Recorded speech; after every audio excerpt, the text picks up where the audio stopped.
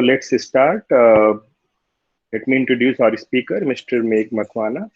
So before that, good morning to all the participants and welcome to the day 7 of the webinar series on AI and data sciences organized by CDEC Patna.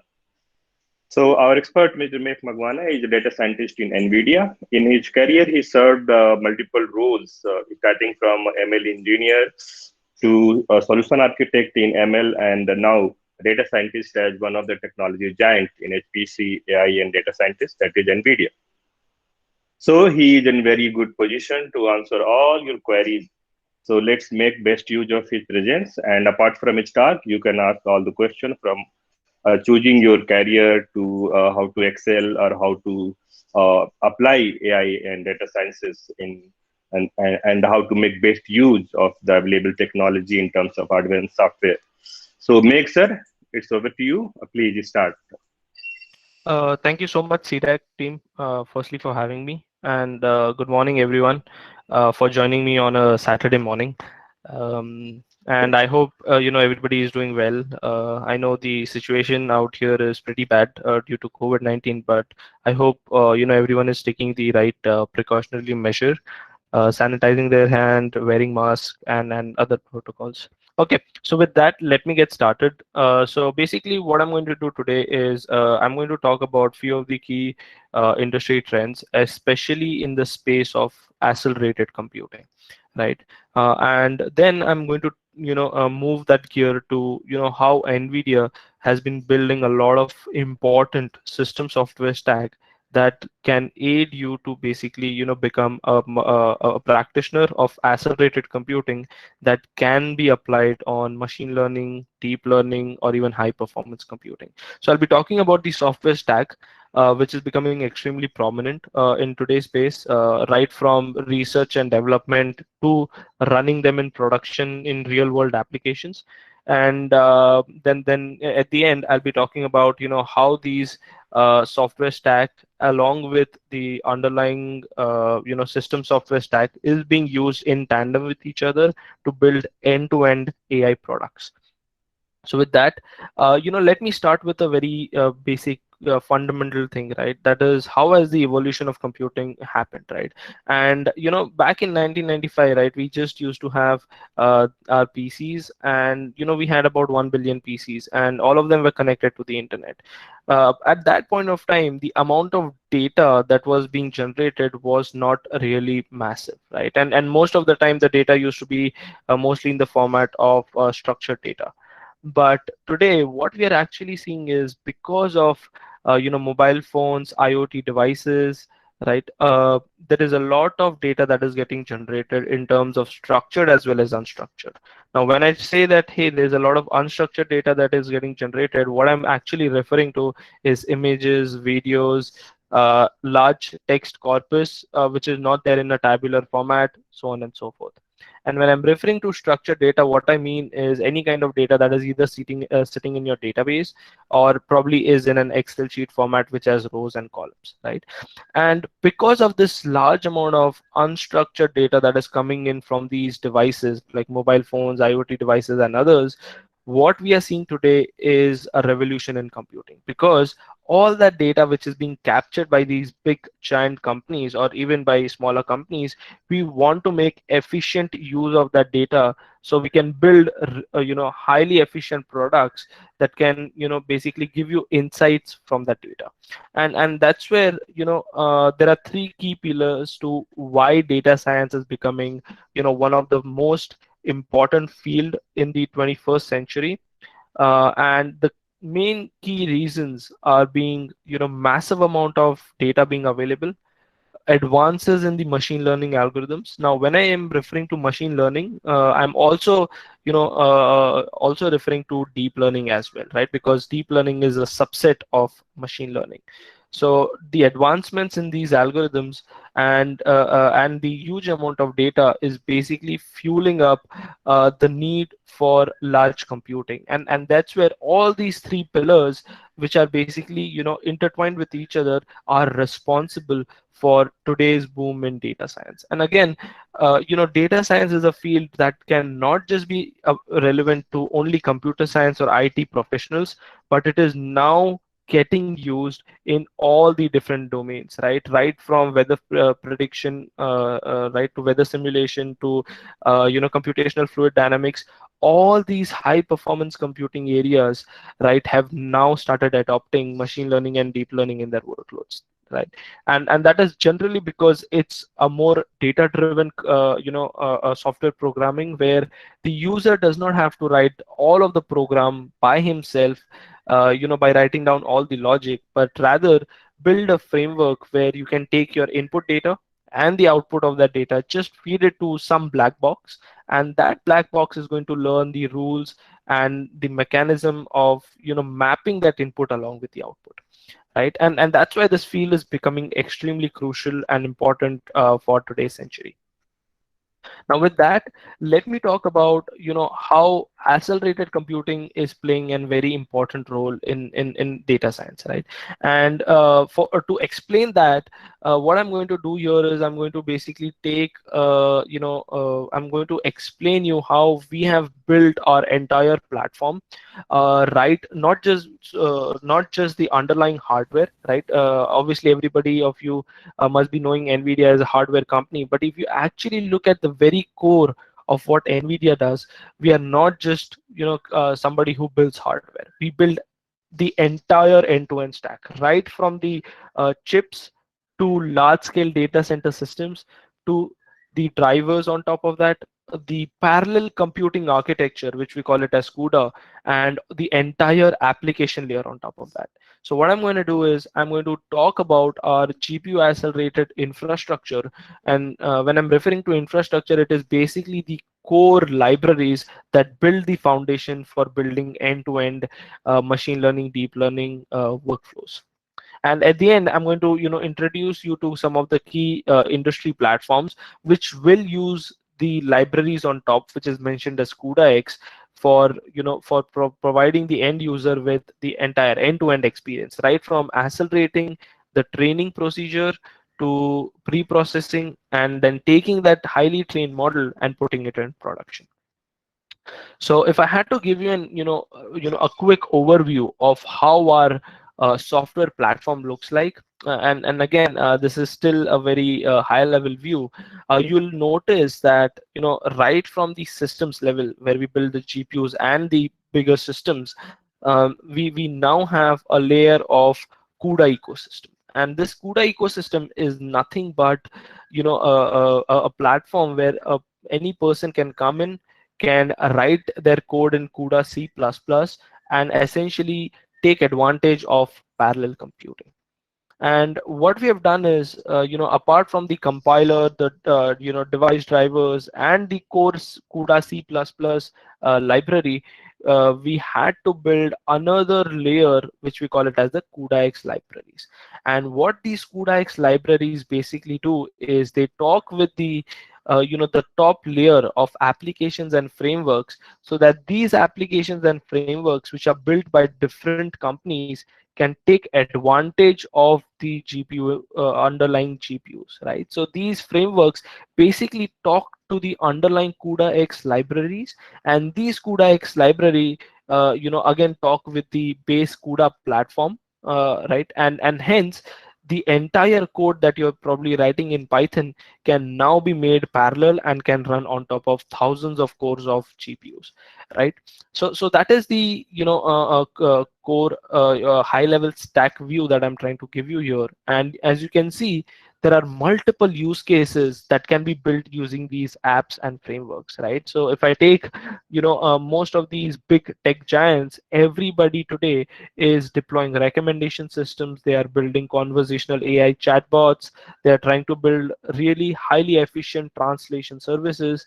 Now, if you look at the supercomputing space, right, there are a lot of people trying to basically do weather prediction, right, trying to find out, what is going to be the temperature in the next 6 months, right? So all these different applications, right, from life sciences to your big tech companies like Google, Microsoft, and others, all of them are essentially trying to build these AI powered applications built on top of these apps and frameworks.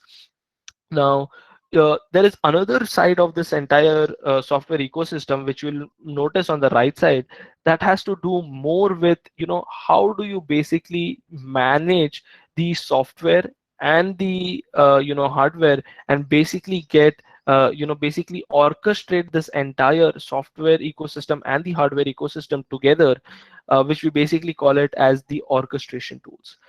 Then you also have other packaging tools that you usually get in on top of your operating system, right? You have RPMs and others, and then you have more GPU specific, libraries which are important to notice.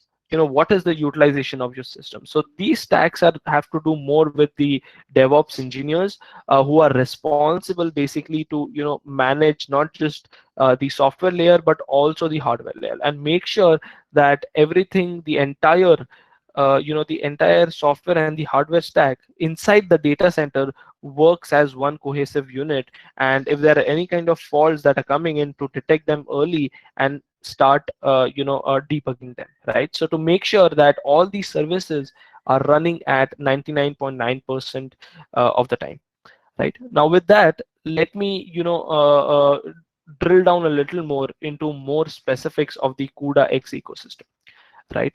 And on the right side, what I've done is I've tried to give of what that particular layer means, and on the left side you basically have the name of the stack, right? So let's start with the the topmost part, right? That is, how do I start using these softwares that you're talking about, right? And what we have done is, the traditional way of how we go about installing software is, we download that package, we install it one by one. There are certain dependencies, we start even installing those dependencies, and then we check that, hey, is my application running or not, right? But if you actually see, in today's world, that way of setting up software is not really very efficient, right? And that's where what we actually introduced is an layer of containers, right? And I'll talk about containers and what containers are in a second. But we have built an app store where you basically get access to all those GPU accelerated applications directly from one common repository, and you as a user don't have to spend a lot of time in setting up each of those dependencies on top of your systems, right? And I'll tell you about more advantages and how this entire ecosystem is built. Now below that, what you see is very industry specific framework. So what we have done is, we have taken these deep learning libraries and we have built and all the CUDA X libraries, and we have basically built very domain specific libraries that can be used by that domain person, and apply machine learning and deep learning to that domain. So for healthcare, we have Clara. If you want to build video analytics pipelines, right, especially this is in the case of smart cities today, is using our Metropolis SDK, right? If you want to build autonomous vehicles, we have Drive and the Isaac SDK. If you want to build conversational AI application, right from speech recognition to natural language processing to text to speech, you can basically go ahead and use Nemo and Jarvis. And then we have our data analytics library called Rapids. And all these libraries can be interfaced either using Python or C++. And obviously below that you have a layer of the CUDA X libraries. Now these CUDA X libraries are extremely important for accelerating certain part of the workload, right from the pre-processing part to the training of these deep neural networks, to scaling these models, deep learning models across multiple nodes efficiently. And then once you have a highly trained model, take that, optimize it, and deploy it on a large scale to serve to an application, right? And don't worry, if these words seem a little unfamiliar, we'll be deeper diving into each of these components, and I'll be trying to give you a high level overview of what each of these stacks are responsible for. Now coming to NGC, right? How do I get started with either PyTorch or TensorFlow? Now, if you just go on Google, just type in NVIDIA space NGC, you'll see the first link which will basically redirect you to this particular page. And here, as you can see, we have kept all the pre-trained AI models along with all of these GPU accelerated libraries, right, from PyTorch, TensorFlow, Caffe, Rapids, MXNet, and so on and so forth. So you have all those applications packaged inside a containerized environment, right? And these container environment you can think of as lightweight virtual machines. And all of these are again completely free to use. You can go ahead, start downloading these packages and start using it on top of your machines. And this will save a drastic amount of time for you to set up individual components, right from the driver to the CUDA toolkit to the application framework, and make sure that the application framework is also compatible with CUDA. Now let's talk about containers a bit, right? And again, what we actually see is containers are lightweight virtual machines, and these are really very efficient because it enables one of the most important thing, that is portability.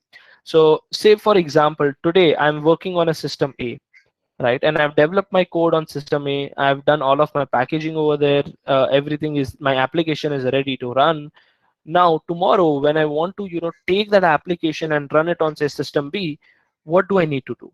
I'll have to install all those dependencies and all of the other libraries on that particular system. Only then I'll be able to run that application over there.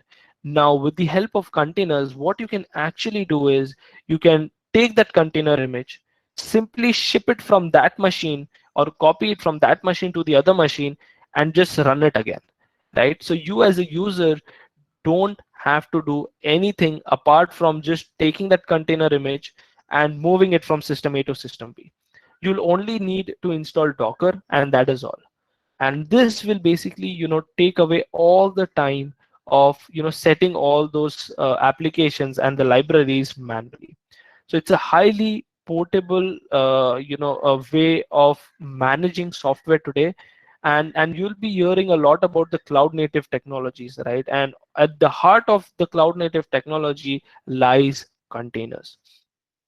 And what we have done is we have tried to take all of these industry specific stacks or even these deep learning frameworks, package them together into their respective container images. And we try to optimize the performance of these container images on each of our release, which I'll talk about in the upcoming slides. So it's extremely portable. It has extensive number of different container images which are available on NGC, right from HPC to machine learning to deep learning. They are highly optimized because we keep updating them every month, try tweaking and improving the performance from the system software level. They're completely secure and reliable because we run some different kind of vulnerability and checks on top of it. And they basically support you to run them either on a single system or on multi GPU system or even on multi GPU multi node system, right?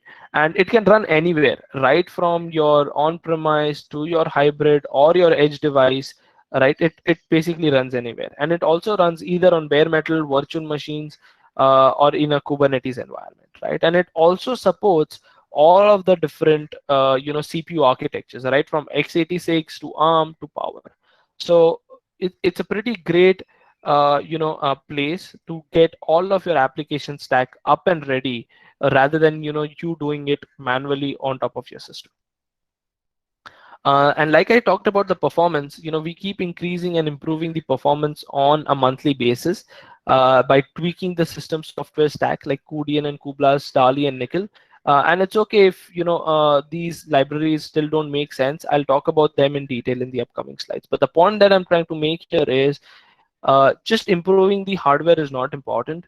The software stack is equally important, and if we keep tweaking and keep optimizing our system software stack, the overall performance of these packages also improve by a large margin. Now let's move our gear. We talked about these containers. We on a high level talked about where you can go ahead and find them. Now let's look at the CUDA-X libraries. Is there a question? Somebody's mic is open. Is there a question? No, sir, we will take question later at the end of the session. Please, whoever is mic is on, please mute yourself. Thank you. Sir, Okay. please continue, sir. Yes. So let's talk about these CUDA-X libraries, right? And what are each of these CUDA-X libraries responsible for? So as you can see, from the very right side, we have all these libraries like Triton, TensorRT, Nickel, cuDNN, and cuBLAS, DALI, right? And all of these are serving different purposes. If you want to basically accelerate the pre-processing of your data pipeline in your deep learning pipeline, you'll need a library that can take all those pre-processing steps of transforming the data and push it on top of GPUs, right? When it comes to training these deep neural networks, you'll notice that deep neural networks are basically built with a lot of mathematical functions, right? Like matrix multiply, convolution, and others. So what we have done is we have built these libraries called cuDNN and cuBLAS that basically help you to optimize the matrix multiply math and the convolution math on top of the GPUs. Now, there are also instances where you want to, run this on multiple GPUs and multi-nodes. Then we have a library called Nickel, which stands for NVIDIA's Communications Library, that helps you to, take multiple, spread your neural network across multiple GPUs or multiple nodes and synchronize them in one large training job. Then we have TensorRT and Triton, which have to do more with the deployment side of things, right? TensorRT is our compiler for taking the neural network and optimizing it for the target GPU architecture. And Triton is our inferencing server, right? I'm sure you must have heard about TensorFlow serving, PyTorch serving. Likewise, we have Triton inference server, which is basically an inferencing backend, which helps you to take models from any of these frameworks and run on top of it, right? And you can basically build all your applications or deploy your applications using the Triton inference server. Now let's talk about the data science ecosystem, right? And I'm sure all of you must be using a lot of these packages on a day-to-day basis, like Pandas for managing data frames, doing data wrangling, probably scikit-learn for applying machine learning algorithms on top, right? Probably like linear regression, logistic regression, so on and so forth. Or probably network X library for doing things like graph analytics, right? Probably like even traveling salesman problem, right? Which is nothing but a graph problem, right? Or probably using deep learning frameworks like PyTorch, TensorFlow, or either MXNet, right? Or probably using Matplotlib for visualizing the data in form of charts, right? So these are our typical packages for the CPU ecosystem for doing data science. Now, what we have done is we have tried to take each of these packages and try to make it GPU accelerated. So here you can notice instead of Pandas, we have replaced it with cuDF and cuIO, which basically do CUDA accelerated data frame and IO processing. cuML, which will do GPU accelerated machine learning. So something like even logistic regression that you are running on CPUs, now you can move that logistic regression on top of GPUs as well. Similarly, for Network X, we have built cuGraph for doing graph analytics, and for Matplotlib, we have basically built cuXFilter, Plotly, and PyVis. So this entire ecosystem that we have built basically now lets you take any of your machine learning packages and move that entire workload on top of GPUs. And let me give you a very quick example, right? Because generally when we see a code, when we see the code base, it becomes more intuitive to us, right? So here you can see we are using sklearn and pandas to run it on top of CPUs, right? So we have taken one of the data for doing classification. It's a simple binary classification problem statement, and then we are applying dbScan algorithm on top of this. Now if you want to move from this CPU based clustering to a GPU based clustering, the only thing you had to change were three lines, or probably rather even three lines is a wrong statement here. You just had to change three words: move cuDF to move pandas to data frame, and move sklearn to cuML. That is all of the API looks exactly the same. So if you are a data science user, and if you want to now and you're dealing with large amount of data, right, Rapids is a great platform for you to now start moving those really compute intensive workloads and move it on top of GPUs. And the learning curve is almost zero because the API basically looks the same. Right, now let's get to the another part of this, which is the data pre-processing part, right?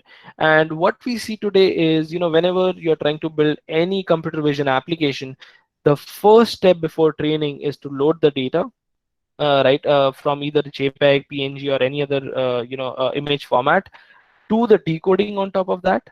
After decoding, you basically resize the image, because you want uniformity across all the samples, and then you apply some kind of data augmentation on top of this, right? And usually only the training part used to happen on top of the GPUs.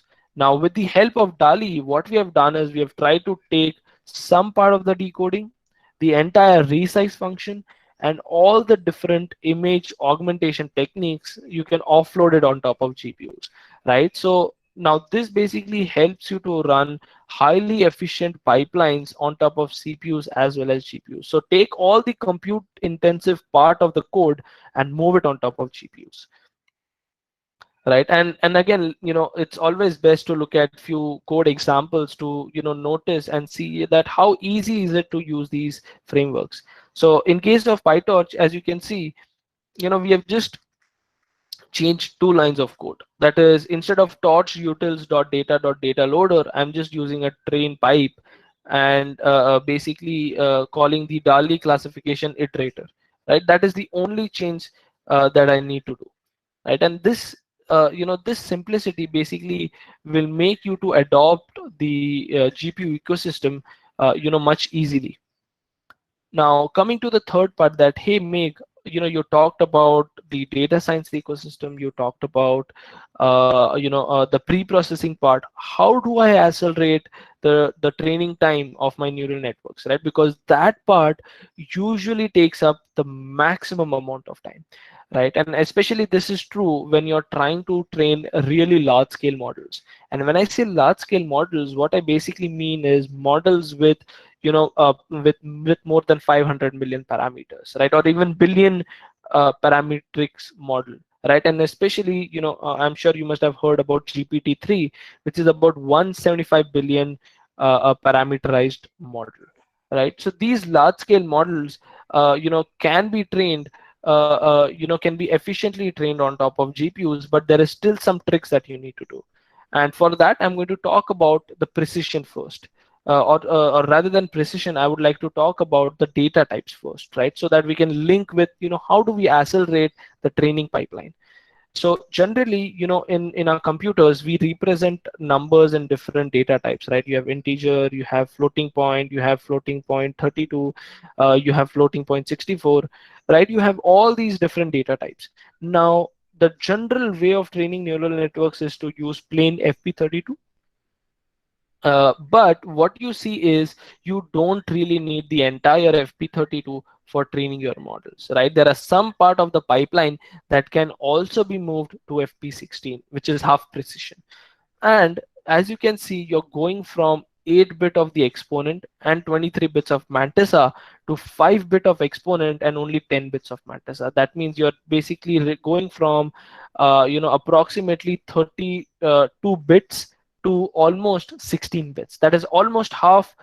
You're reducing the size by almost a factor of half, right? And this becomes extremely crucial. So what we did at NVIDIA was we basically built a training methodology called mixed precision training, which essentially takes advantage of a mix of FP32 and FP16.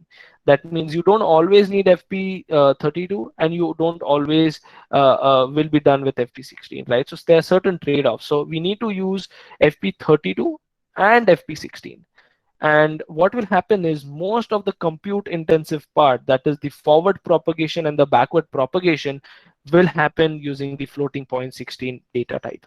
And this will give you about 8x improvement in compute, 2x reduction in the memory throughput, and half the memory storage size.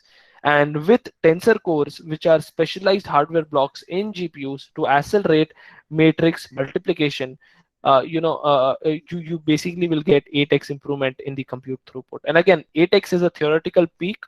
Based on the application, the performance might be different, right? So probably a convolution neural net versus a transformer net might function differently for FP16.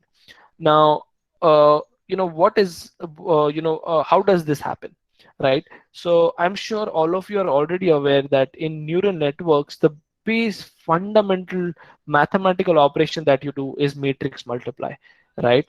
So if you look at fully connected layers, they are nothing but a bunch of matrix multiplications. If you look at convolutions can also be generalized as matrix multiplications as well, right? With some weight tying and other aspects. So all of these operators, what will happen is you have your input x, you have your weight matrix w, and you have your bias matrix b. So generally we have this formulation called y is equals to mx plus c, which is basically an equation of a line, or probably an equation of a logistic regression cell.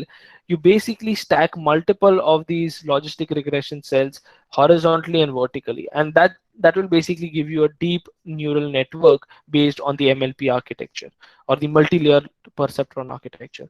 So what you do is you do the matrix multiply in FP16, but you accumulate those results in FP32, right? And that's where you are basically going to activate the gem and the convolution operation on top of these purpose-built tensor cores, which will accelerate your overall training performance, right? So as you can see here, these A100 GPUs will give you about 312 terafloating operations per second of performance using the tensor cores. Now let's do a quick comparison that, hey Meg, you know what?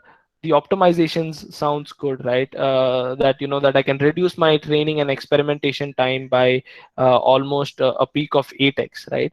But tell me, will my accuracy metrics will also get hampered? Because it's a very important question. If I'm trying to make efficient processing, but if my training accuracy is going down, it is of no use to me, right? So what we did was we did very specific ablation studies between FP32 and mixed precision.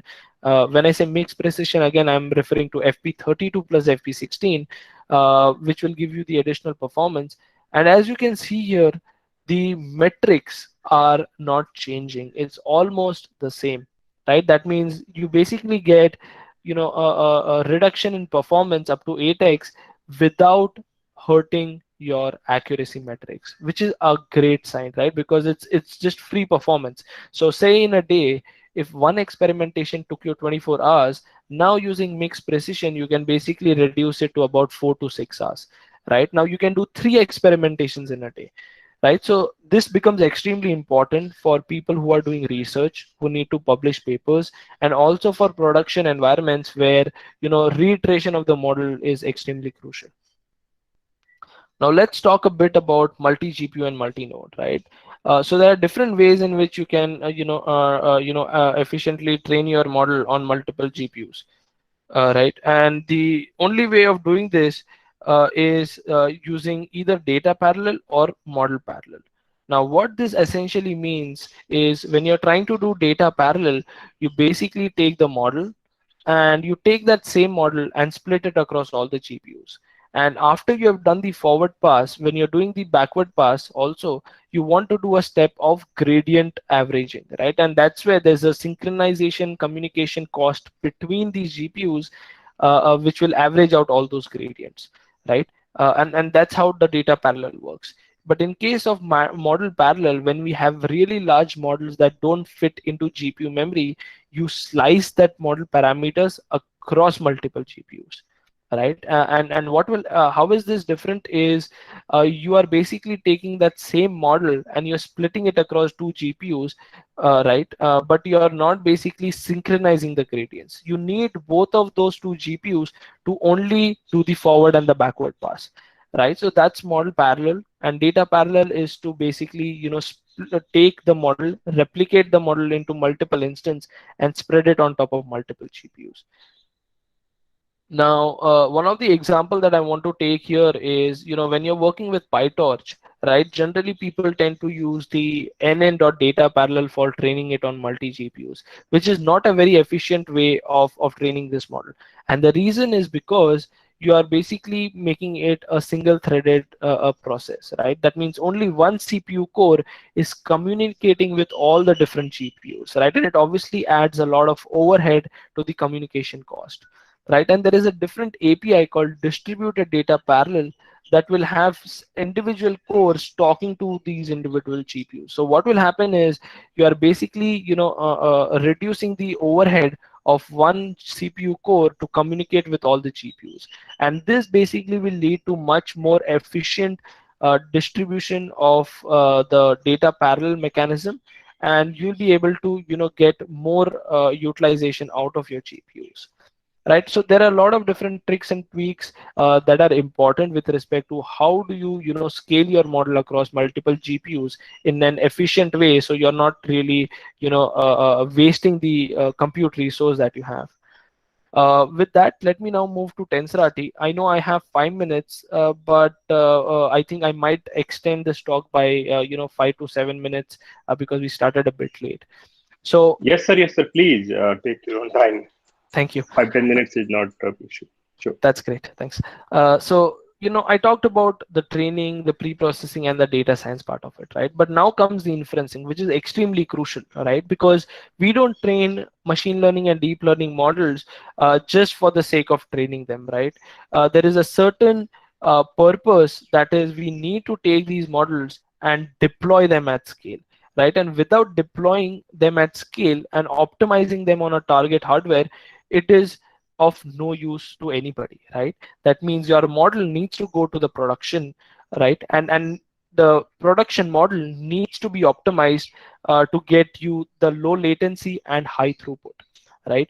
And again, when you're deploying these models, you have multiple options, right? You can either deploy it in a data center where you probably have an x86 based system, or you would probably want to deploy it on the edge, right? And again, edge computing is also becoming an extremely important field as well, right? So what the TensorRT compiler is built to do is it's built to take the model from any of these deep learning frameworks, either Caffe, MXNet, TensorFlow, or PyTorch, and basically apply different kind of optimization techniques on top of the model. And don't worry, I'll talk about what kind of optimizations goes in the backend that lets you take these neural networks and make it more efficient for the target hardware where you're doing this, right? And one of the important point that I want to tell here is, when I say that it's going to do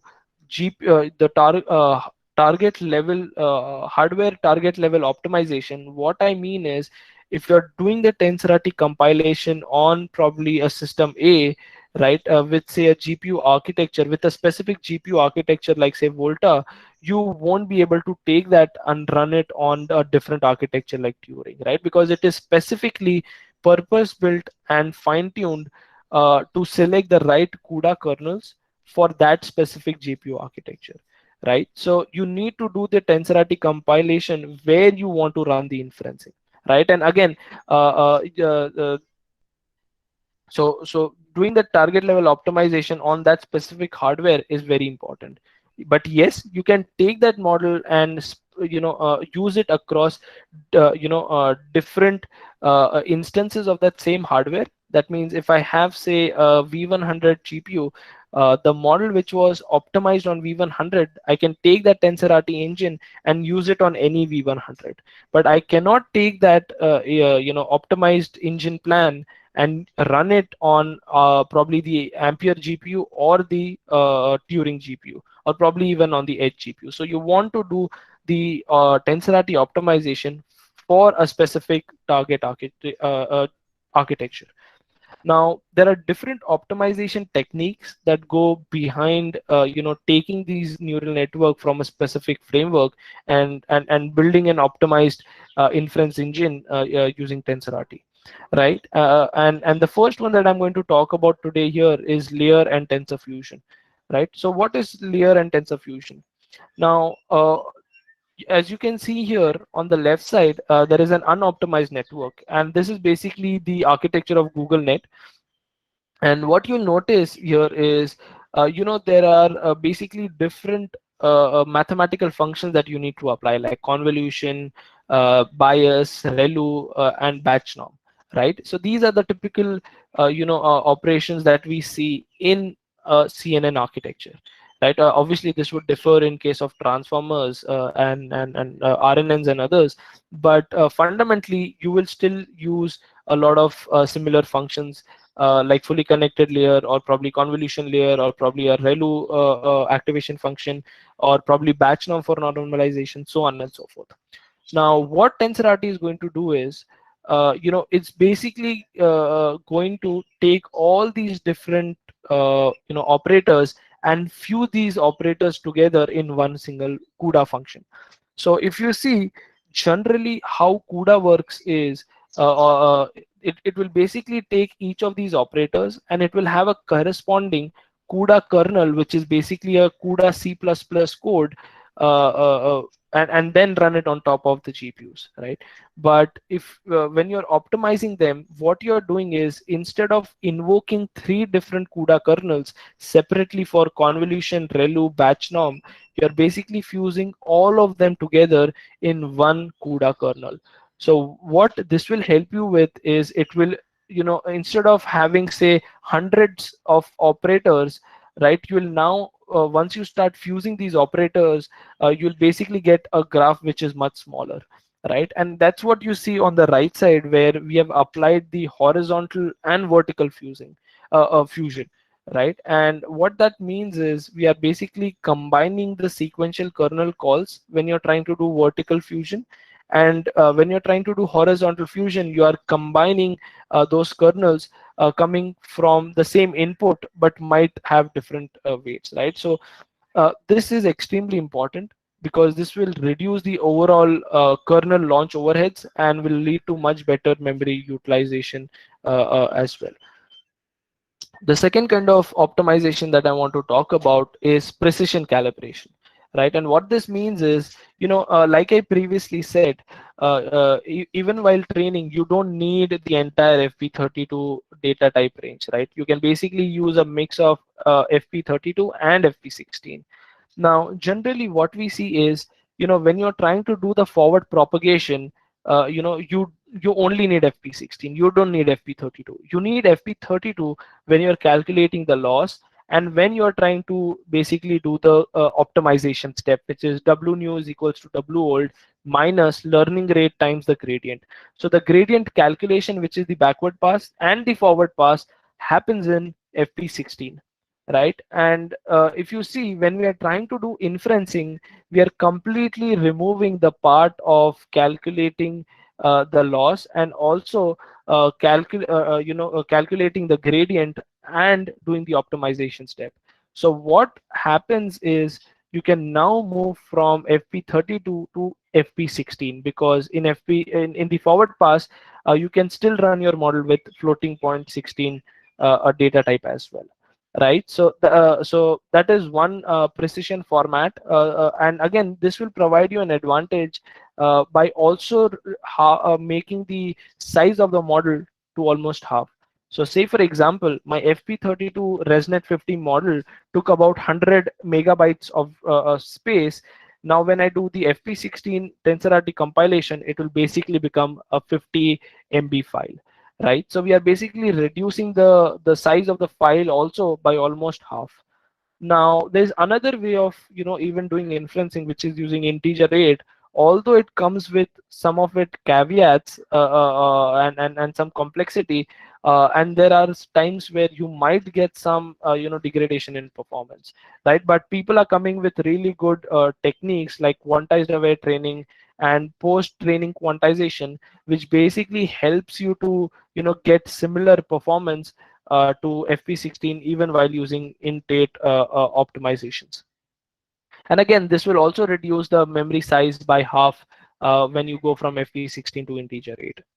So these are the different precision calibration options that you have. But FP16 is what I would always recommend for people to use, right? Because it will never hurt your model accuracy. Intake is something that you should be looking at based on are you looking for more performance, or are you looking for a highly accurate model? And based on that trade-off, you can choose if you want to go for integer 8 or not. Okay, so I talked about TensorRT, some of the backend optimization that it does. I've not covered more optimization because of the interest of time, but I'll share a couple of links with you as well. Now comes the next part, that is, hey, Meg, you talked about data analytics, you talked about pre-processing, you talked about optimizing training, you talked about optimizing the model for inference. Now, what is the last step? And the last step is to basically build your server backend, right? Because at the end of the day, when you are trying to provide this model as a service to your application, you want to serve it as an API endpoint, right? And you can either serve it via the gRPC protocol or via the HTTP protocol. So in the entire workflow of data science, yeah, serving these models becomes extremely crucial, and you need a serving platform, a really highly optimized serving platform to do this. And generally today we see people using either Flask or using Fast API, which is extremely great. But if you see, if you're looking for a highly performant optimized inference platform, right, you should actually look at Triton, right? And I'll tell you about what are the important key features of Triton that makes it much more unique and much more of a favorable candidate compared to others. And I'll also, after this, I'll talk about some of the success stories of how enterprise are basically using Triton TensorRT to take their existing workflows and move it on top of these platforms, right? So with Triton, what you basically get is, first is you get your standard HTTP and gRPC endpoints. Second is you can take models from any of these frameworks, right? You take it from TensorFlow, take it from PyTorch, take it from Onyx, take it as a TensorRT engine. It runs all of them seamlessly.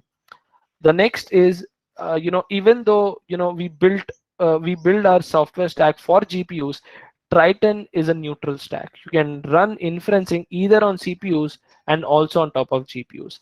And if you look at our ML inference benchmarks, you'll notice that Triton and TensorRT are highly dominating over there as well.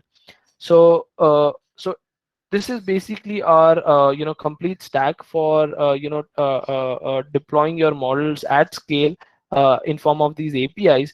And you can basically take models from any of these frameworks. And we have a really great scheduling policy in place that helps you to batch your data based on what are you trying to optimize for, right? So there can be certain applications which are latency, which are trying to optimize for latency, and there are some of them that are trying to optimize for throughput rather than latency. And the best example is when you're trying to do a live stream inference, right, or live inference or online inference, you want to optimize the latency, right? Because you want to make sure that you give the response back to the user as soon as possible. But when you're trying to do a batch inference, right, where it's not important to provide the insight in real time, at that point of time, throughput becomes extremely crucial, right? And that's where we have something called dynamic batching that will basically allow you to choose between how do you want to run your workloads and what metric do you want to optimize for. Is it real-time inference, or is it batch and throughput? Now with that, let me talk about how enterprises are adopting our platforms. And one of this success stories really very close to my heart, because I was personally involved in helping American Express deploy this. So what really happened was they had a use case of fraud detection, and they were basically getting about 100 milliseconds on top of CPUs. Now, what we actually did was, American Express understood that, hey, 100 milliseconds for fraud detection is not something that we are looking for, right? Their SLA was to go to the range of almost 1 to 2 milliseconds, right? Because it's a very mission critical application. Because swiping a credit card and trying to find out if that transaction was fraudulent, that needs to happen in almost real time. That's why you have to make sure that you're doing it within 1 or 2 milliseconds. And the reason also is because you just don't have one set of algorithms that are involved, but there are more pipelines that are also working with this application to provide the end response. And that's where they used TensorRT with Triton on top of the T4 GPUs, and they came to a specific range of 2 milliseconds, right? And which is again a 50x improvement in performance compared to the CPUs.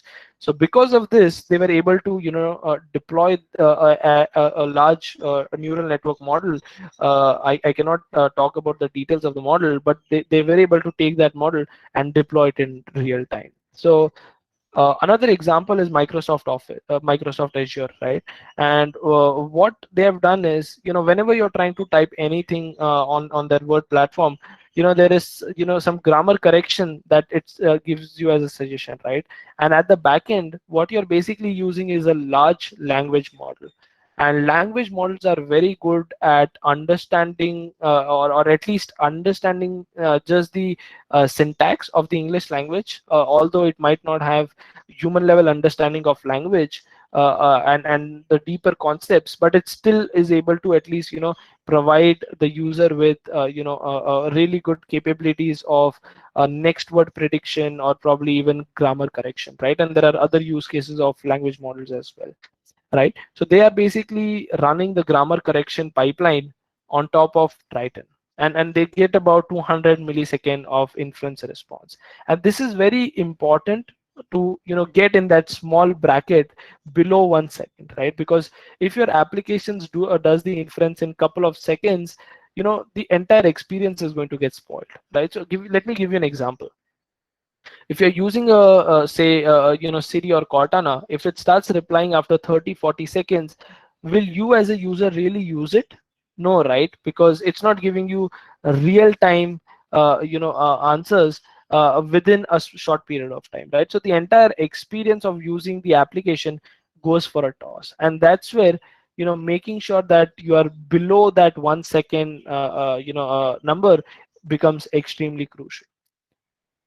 Okay, so till now, I've talked about some of the CUDA-X libraries that are responsible for each of these components, and how they are being utilized for what purposes. I'm just going to give a high-level overview now on the industry-specific application stack, right? So all of these things that I talked about form the foundations of building these highly accelerated applications on top of our ecosystem, right? So all these stacks that I talked about, obviously use the same underlying CUDA-X system software stack for doing any of the functionalities that it provides, right? So so the CUDA-X layer will always remain the same across any of these industry stacks.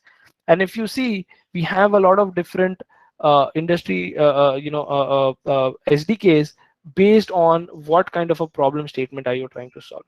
So for healthcare, we have Clara. For smart cities, video analytics, we have Metropolis. For autonomous vehicle, we have Drive. For manufacturing and robotics, we have Isaac.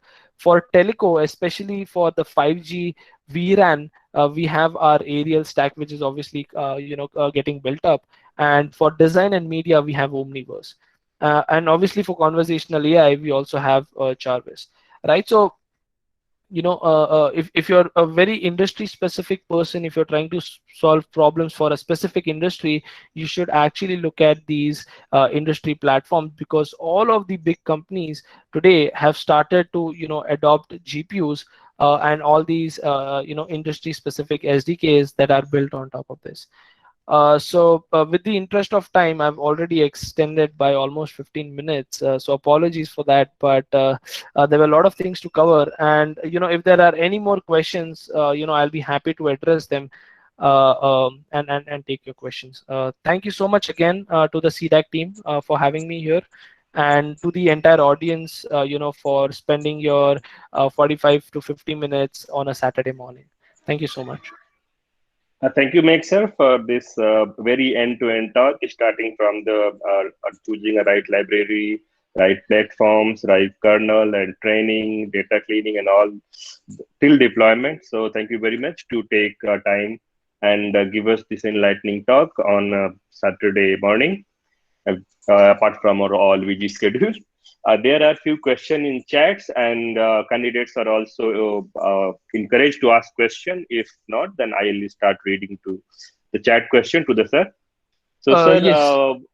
yes, sir. Srinivas has asked a question like that Clara is an open source framework which is optimized for GPUs. So he wanted to know what things are have been optimized as uh, NVIDIA person. Correct. So Clara is not exactly open source, but we have a variant of Clara that we call it as Monai, which is completely open source. So for healthcare, you can look at Monai, which is open source and is being built by the community between NVIDIA, KCL, College of London, and others. But you can surely use Clara for production ready applications, and you can build your own pipelines on top of Clara, right? But Clara as specific is not exactly open source. Sir, Suman Singh has asked a question that what is the standard practice to monitor GPU consumption in container cluster, and how can we share a GPU amongst multiple users in efficient way?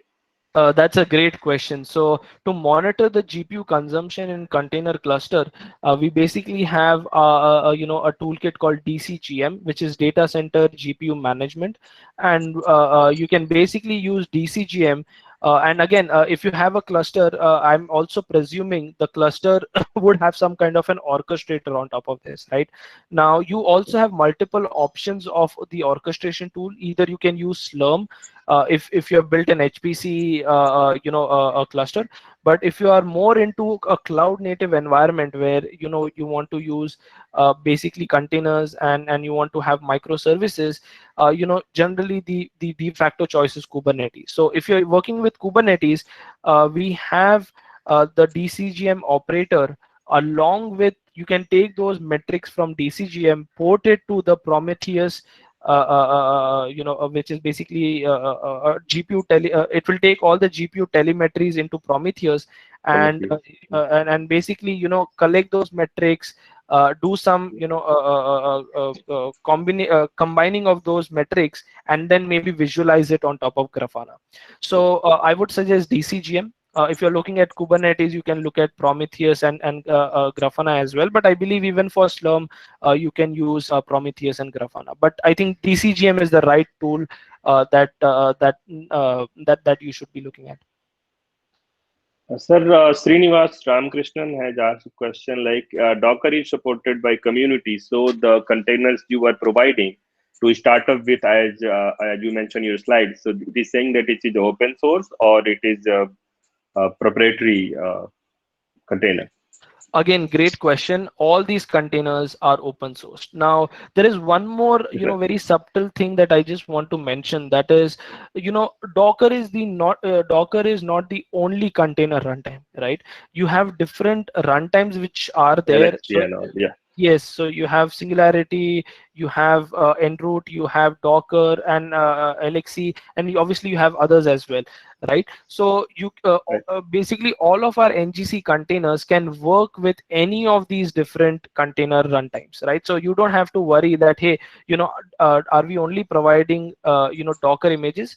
But no, it will work with any of these runtimes, be it Enroute, be it Singularity. You will just have to just add one more line of converting it to the target what do I call it, target container runtime, but it supports all of the runtime, and it's completely open source and free to use.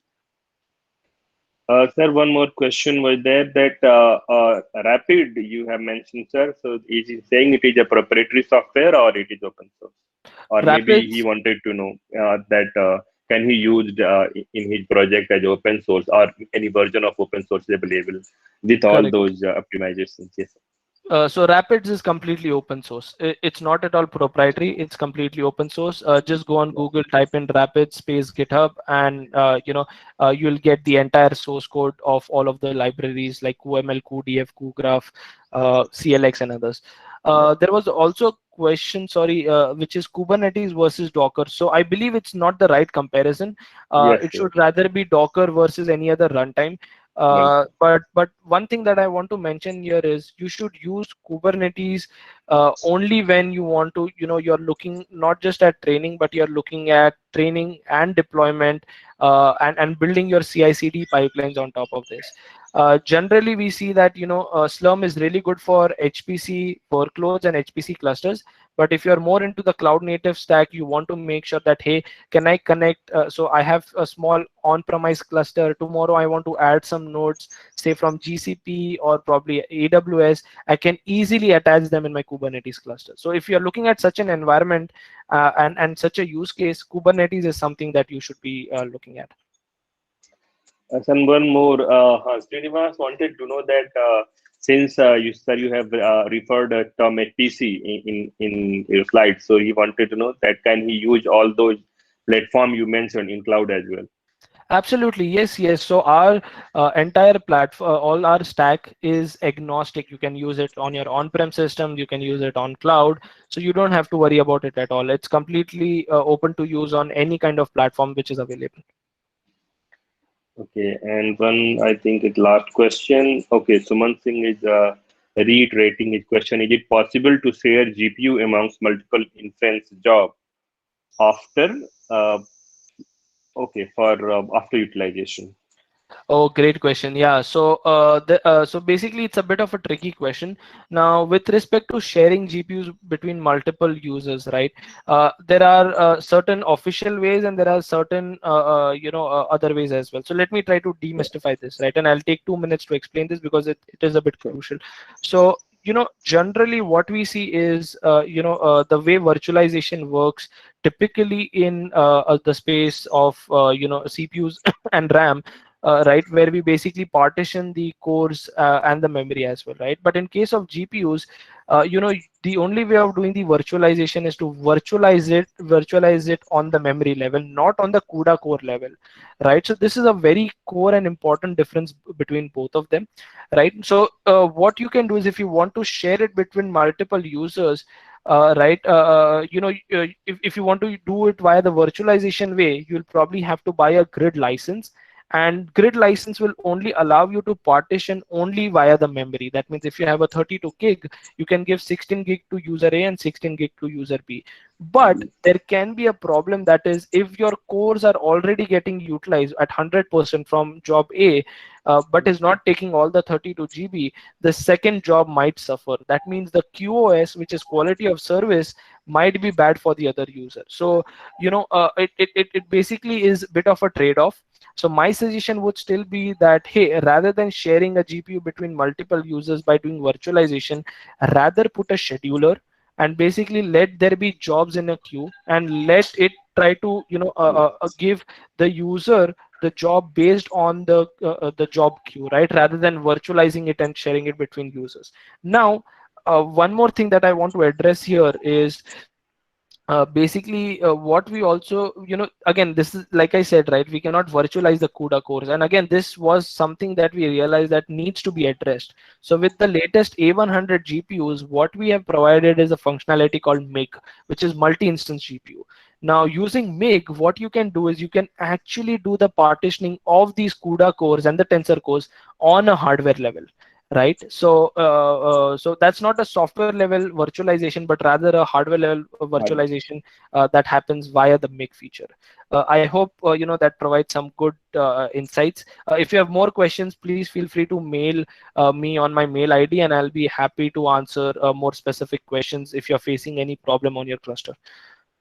So one more, I think, last question in the chat is any library in agriculture vertical is asked by Shashank Putnamkar.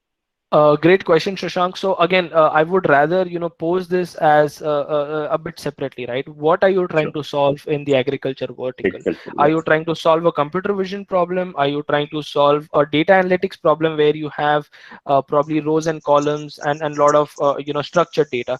If you're using a lot of structured data, right, what you should do is you should use Rapids, right? So that is the ecosystem that I would suggest, because you want to do data science on top of the structured data.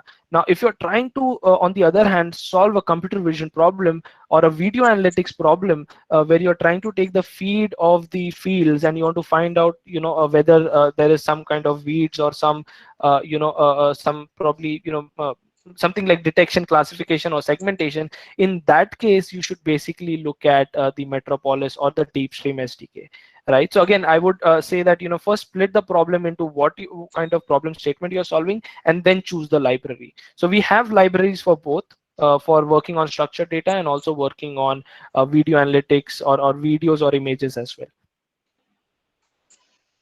So if anyone wants to ask any question for 1 or 2 minutes more, otherwise we will wind up for the day. So There is also a follow-up question, which is drone inputs, right? And what I'm thinking is, your drone is basically trying to take images, right? And or probably a video feed. This is my assumption that I'm taking. So on top of the drone input, considering it's coming from videos or probably images, you should again go back to TensorRT, Triton, or probably DeepStream if it is videos. Just so a just a question. What yeah, can we please. expect? What can we expect in your conference starting from day after tomorrow? Great question, Srinivasji. So basically, the next 5 days is going to be a power packed GTC. And again, the kind of speakers that we have goes from the research. That means if you're trying to look for more research specific, topics, you should be, looking at sessions from Joshua Bengio, Geoffrey Hinton, and Jan LeCun. But if you're looking it from industry toolkit software perspective, there are a lot of great talks by the PyTorch team. If you're working with PyTorch, there are great talks by the TensorFlow team. There are great talks from specific ISVs who have built their solutions on top of GPUs. So again, I would say that choose the right vertical. Based on what vertical you're working in, and based on what kind of topics interest you. Is it research is what is of interest, or if it is more of software tools and SDKs that is of interest? And thank you, Meg sir, for this session. And we will end up here, and we will meet next day, that is on Sunday, for our 8th session. And we will meet at 10:45. So please join. Thank you, sir. Thank Thank you you, all. everyone. Thank you, CDEC team. Bye bye.